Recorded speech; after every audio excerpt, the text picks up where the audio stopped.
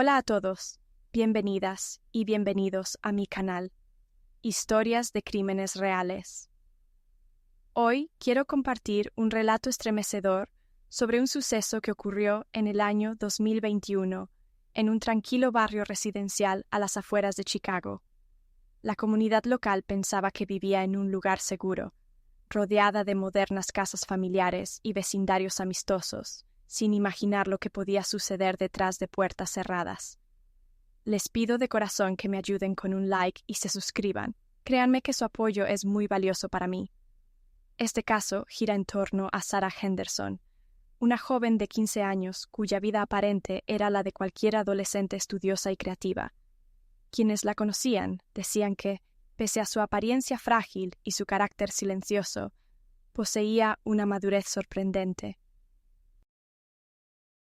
Tenía el pelo castaño y largo, solía llevarlo suelto, y en su mirada había siempre un dejo de ensueño, como si intentara escapar de algo que pocos comprendían. Era hija de David Henderson, un reconocido médico de la zona. Mucha gente de la comunidad lo describía como un hombre alto y amable, con cabello corto del color de la miel.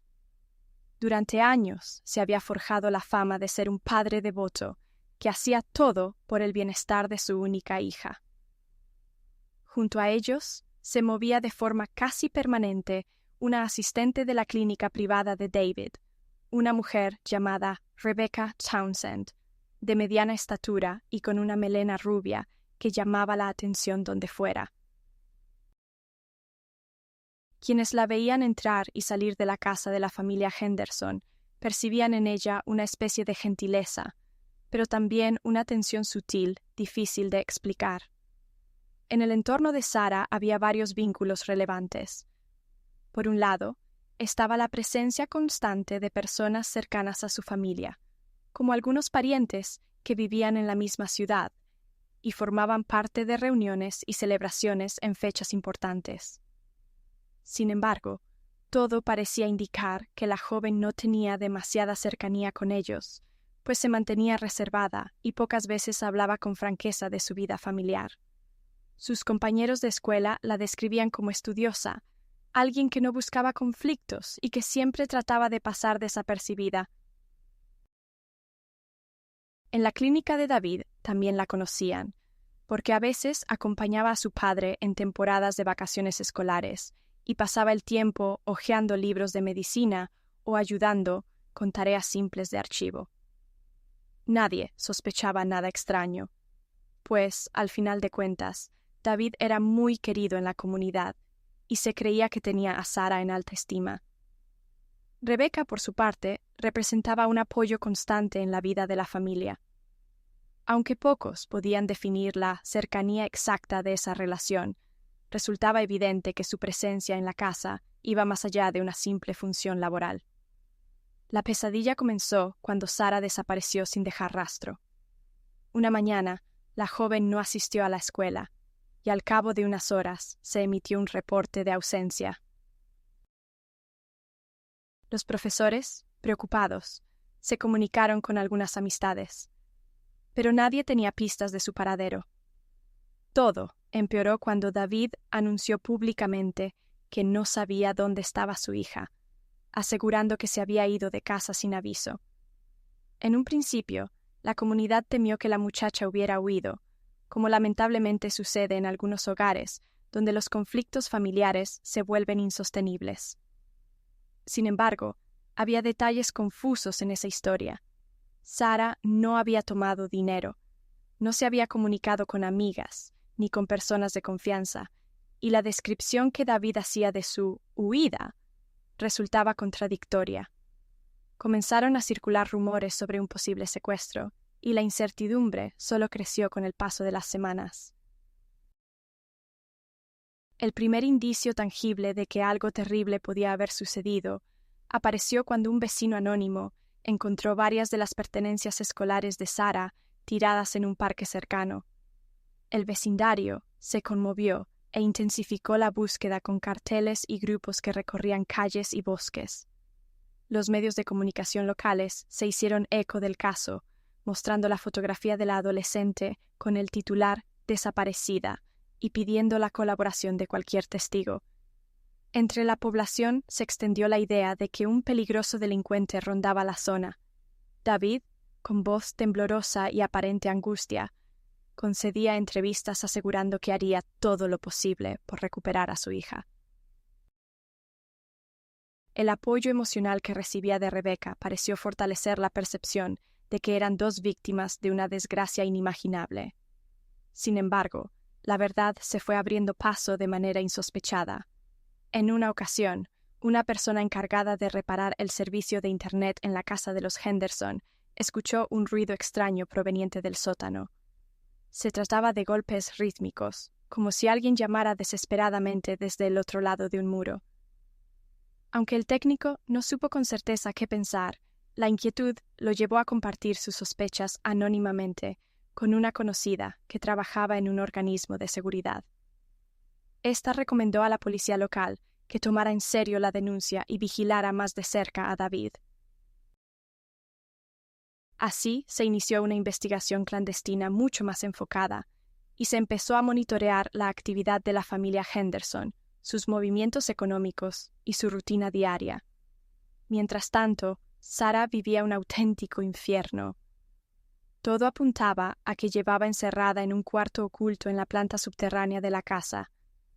Apenas tenía acceso a luz natural y, según se supo después, recibía muy poca agua y alimentos. Además, era sometida a castigos constantes y humillaciones insoportables. La chica había intentado varias veces escapar o comunicarse con alguien a través de golpes en la pared y gritos, pero la insonorización parcial y el aislamiento absoluto impedían que sus llamados tuvieran el efecto deseado.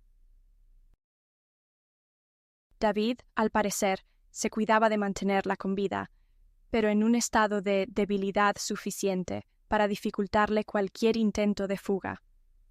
Rebecca, conociendo el secreto, guardaba silencio y le proporcionaba a David las coartadas necesarias, asegurando al vecindario y a las autoridades que, en su opinión, la joven realmente se había marchado de manera voluntaria.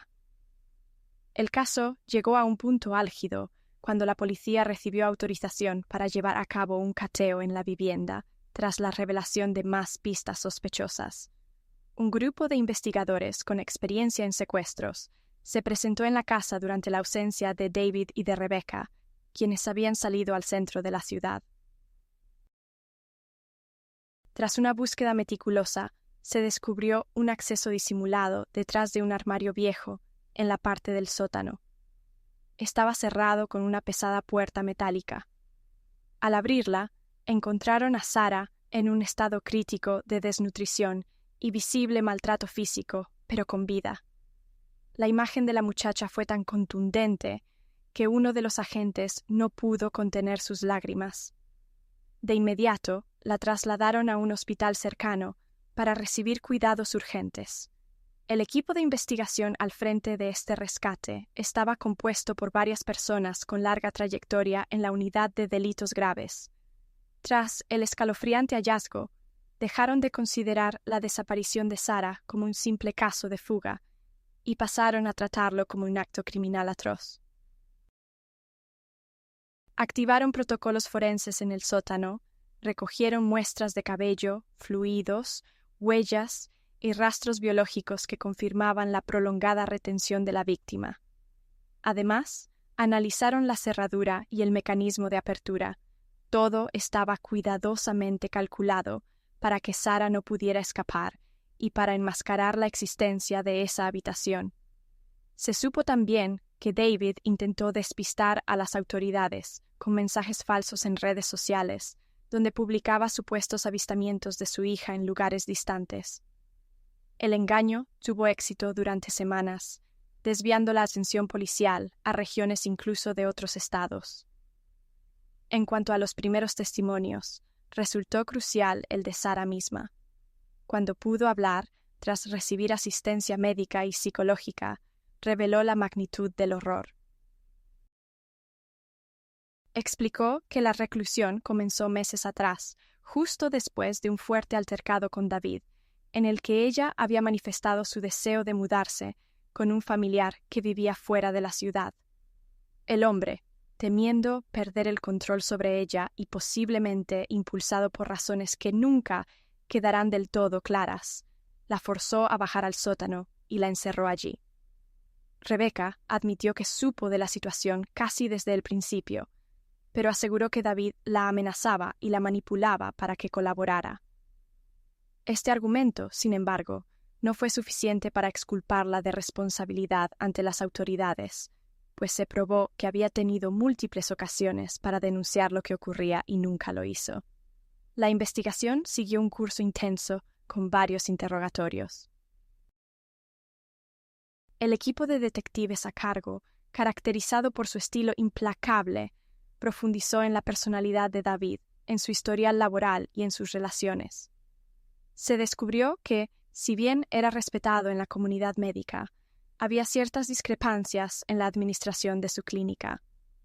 Aparecieron rumores de un posible desfalco y de deudas importantes. Esto desató la teoría de que David, bajo una enorme presión financiera, tuvo un estallido psicológico que lo llevó a cometer actos impensables. Por su parte, se supo que Rebecca había desarrollado una relación de dependencia emocional con él, y que no se atrevió a contradecirlo o exponerse a sus represalias. En paralelo a estas averiguaciones, la policía tomó declaraciones a vecinos que habían escuchado cosas extrañas en la casa, pero que, por ignorancia o miedo, nunca lo reportaron. También se supo que hubo familiares que intentaron visitar a Sarah en varias ocasiones, pero David siempre encontraba excusas para explicar su ausencia. Este conjunto de testimonios armó un mapa detallado de cómo la manipulación y el terror se habían instalado en el hogar de los Henderson.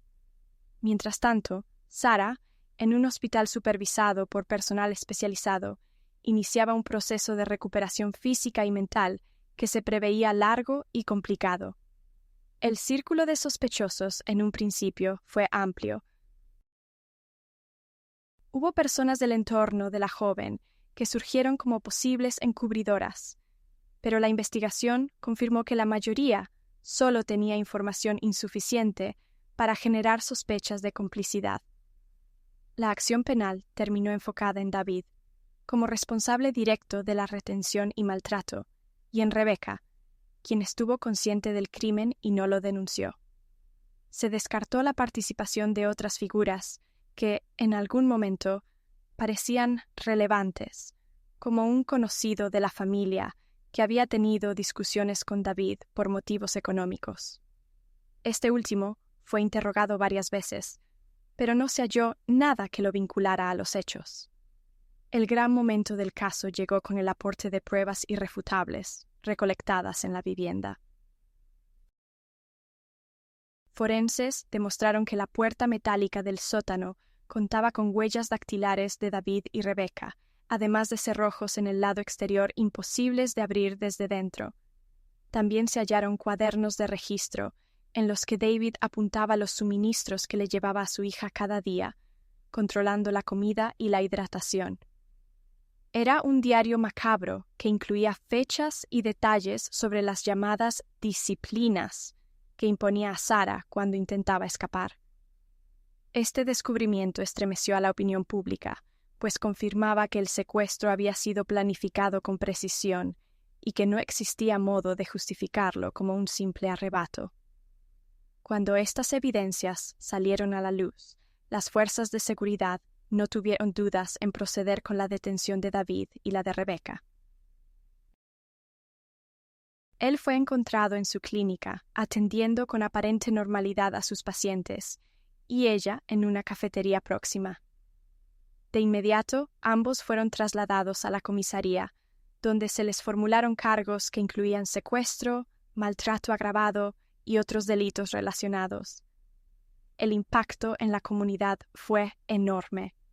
Nadie podía creer que el hombre que tanto habían admirado fuera capaz de encerrar a su propia hija durante 9 meses. Hubo reacciones muy duras de parte de excolegas, pacientes y organizaciones defensoras de la infancia que exigieron un castigo ejemplar. El proceso judicial se inició con un fuerte enfoque mediático. Los fiscales presentaron su caso sustentados en la abrumadora cantidad de pruebas forenses, el testimonio de la víctima y la conducta engañosa de David durante la búsqueda de Sara. La defensa de David trató de argumentar que el acusado sufría un trastorno mental que lo empujó a esos comportamientos. Se apoyaban en informes psicológicos que indicaban episodios de estrés crónico y paranoia. Sin embargo, el componente premeditado y la naturaleza prolongada del cautiverio jugaron en contra de esa estrategia. También se señaló que, aunque Rebeca alegaba temor hacia David, se evidenciaron múltiples instancias en las que ella tuvo oportunidad de acudir a la policía y prefirió guardar silencio. Durante el juicio, Sara, acompañada en todo momento por personal terapéutico, tuvo que testificar. Fue un momento desgarrador. Su voz temblaba al recordar los detalles de su encierro, las amenazas, las veces en que gritó pidiendo ayuda y nadie acudió. Su declaración resultó esencial para dejar en evidencia la actitud consciente y calculada de su padre, quien incluso en la sala exhibió poco arrepentimiento. Uno de los momentos más dolorosos fue cuando se reprodujeron grabaciones que la policía había recuperado de dispositivos electrónicos en el sótano. Se escuchaban sollozos y frases entrecortadas de Sara pidiendo que la dejaran salir. Muchos presentes en el juzgado sintieron un nudo en la garganta.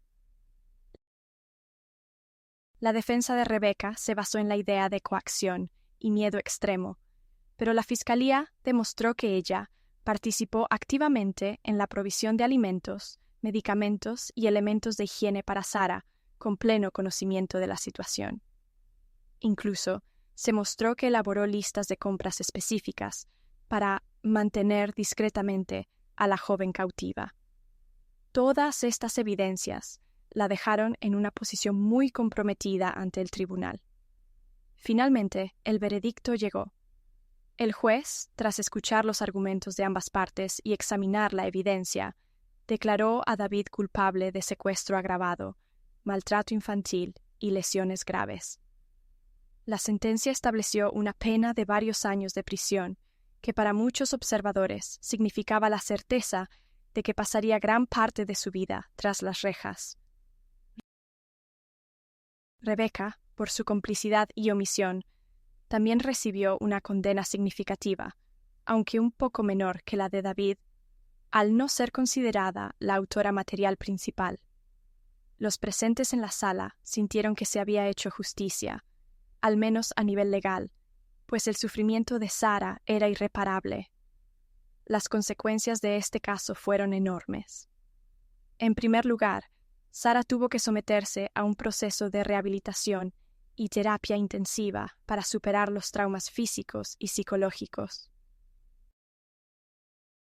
Organizaciones dedicadas a la protección de los menores se movilizaron para ofrecerle un entorno seguro, y varios activistas de la comunidad insistieron en que se revisaran los protocolos de búsqueda de personas desaparecidas, ya que el ardid de David logró engañar a las autoridades durante demasiado tiempo. La clínica en la que él trabajaba se vio sumida en un escándalo que sacudió a la profesión médica local, obligando a una auditoría completa de sus finanzas y procedimientos. La familia de Sara, sacudida por el horror de descubrir la verdad, debió enfrentar el descrédito y la vergüenza social, así como las secuelas emocionales de haber confiado ciegamente en un hombre que traicionó todos los principios morales. Por mi parte, siento una profunda conmoción al reflexionar sobre lo sucedido. Me estremece pensar cómo la traición y el engaño pueden arraigarse incluso en los vínculos más cercanos, y cómo alguien puede cometer actos tan despreciables bajo la apariencia de un padre cariñoso y solidario. Aun así, creo firmemente en la valentía de quienes se atrevieron a denunciar y en la importancia de la justicia que finalmente se impuso. Les agradezco a todos por acompañarme hasta el final de este relato. Saben que valoro mucho su compañía en este espacio que compartimos. Y para quienes quieran seguir sumergiéndose en más historias reales de crímenes impactantes, les comento que aquí mismo podrán encontrar otros videos donde analizo sucesos igualmente estremecedores, con detalles de los procesos judiciales y las investigaciones forenses que los rodearon. Les invito a explorarlos y a no perderse ninguna de mis próximas publicaciones. Gracias de corazón por su atención y hasta pronto.